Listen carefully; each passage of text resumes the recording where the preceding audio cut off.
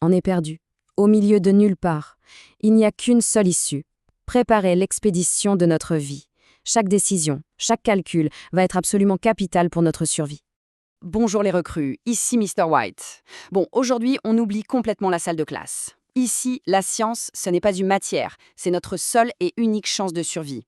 Alors écoutez bien, parce que la moindre erreur de calcul, et c'est terminé. Chaque gramme compte. Alors, quel est le plan? Voilà la situation, et voilà le défi qui se dresse entre nous et le retour à la civilisation. Notre mission est simple, explorer cette jungle pour trouver de quoi survivre. Mais il y a un piège, une contrainte vitale. Ce sac à dos, c'est notre seule ligne de vie, et il ne peut supporter que 20 kilos. 1 gramme de plus, et c'est la déchirure assurée. L'aventure s'arrête net. Tout doit être calculé, à la perfection. Alors, comment on fait pour être sûr que notre sac ne va pas céder sous le poids de nos trouvailles? Pour y arriver, il faut maîtriser un concept scientifique fondamental, la masse. Bon, la masse, qu'est-ce que c'est exactement? Eh bien, c'est tout simplement la quantité de matière qui compose un objet. En science, on la note avec la petite lettre m. La masse de cette banane, par exemple, eh bien, c'est 289 grammes.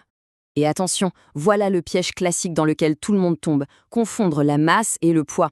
Retenez bien ça, notre masse, la quantité de matière qui nous compose, est la même absolument partout.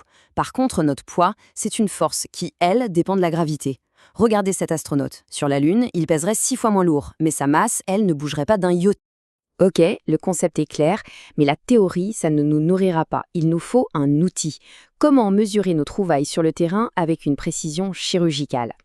Voici l'outil indispensable de tout bon survivant, la balance. C'est elle qui va nous donner la masse de nos objets avec une précision absolue. L'unité de référence internationale, c'est le kilogramme, notre fameux kilo. Mais pour les petites trouvailles, on parlera plus souvent en grammes, noté G. Et cet outil cache une fonction secrète, une véritable astuce de pro, la fonction TAR. On veut mesurer la masse de l'eau, mais pas celle de la gourde, c'est tout simple. On pose le récipient vide, on appuie sur TAR et hop, l'affichage se remet à 0. Ensuite, on ajoute le liquide, la balance nous donne alors uniquement la masse du contenu. Brillant, non? Ok, on sait mesurer. C'est un grand pas. Mais un dernier obstacle, et pas des moindres, se dresse devant nous avant de pouvoir boucler ce sac, le fameux casse-tête des unités. Et voilà le cœur du problème.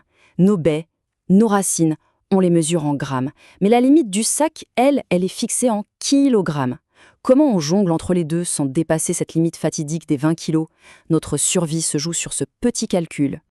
Mais face à ce défi, on a une arme secrète, le tableau de conversion. Il peut paraître un peu intimidant au premier abord, mais croyez-moi, c'est un outil d'une logique implacable. Et c'est incroyablement puissant pour passer d'une unité à l'autre sans jamais se tromper.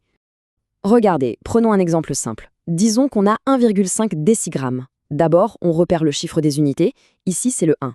On le place dans la colonne des décigrammes. Ensuite, on met le 5 juste à droite. Pour arriver au milligramme, il nous manque une colonne. Alors on ajoute un 0. Et voilà, le résultat, 150 milligrammes. Facile, non? Allez, maintenant un exemple qui est crucial pour notre mission. On va convertir 12 grammes en kilogrammes. On prend le chiffre des unités, le 2, et on le place dans la colonne des grammes. Le 1 va juste à gauche, dans la colonne d'après. Maintenant, on doit remonter jusqu'à la colonne des kilogrammes. On comble les cases vides avec des zéros. Il ne reste plus qu'à placer la virgule dans la colonne d'arrivée et hop, 12 grammes, ça fait 0,012 kg. Les calculs sont terminés, les recrues. La théorie, c'est fini.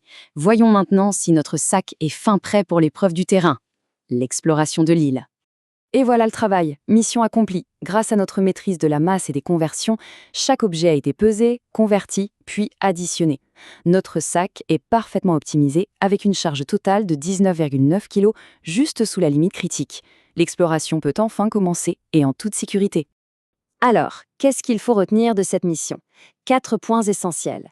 Premièrement, la masse, c'est la quantité de matière et ça ne change jamais. Deuxièmement, la fonction TAR est notre meilleur allié pour des mesures nettes et précises. Troisièmement, le tableau de conversion, c'est l'outil infaillible pour ne plus jamais se perdre dans les unités. Et surtout, quatrièmement, la science, ce n'est pas juste une affaire de labo, c'est une compétence de survie puissante et pratique pour résoudre des problèmes bien réels. Le sac est prêt, mais ne nous y trompons pas, l'île nous réserve bien d'autres défis. Notre aventure ne fait que commencer. Ce qui m'amène à une dernière petite question pour la route. Maintenant qu'on maîtrise la masse, quelles autres grandeurs va-t-on bien pouvoir mesurer pour survivre?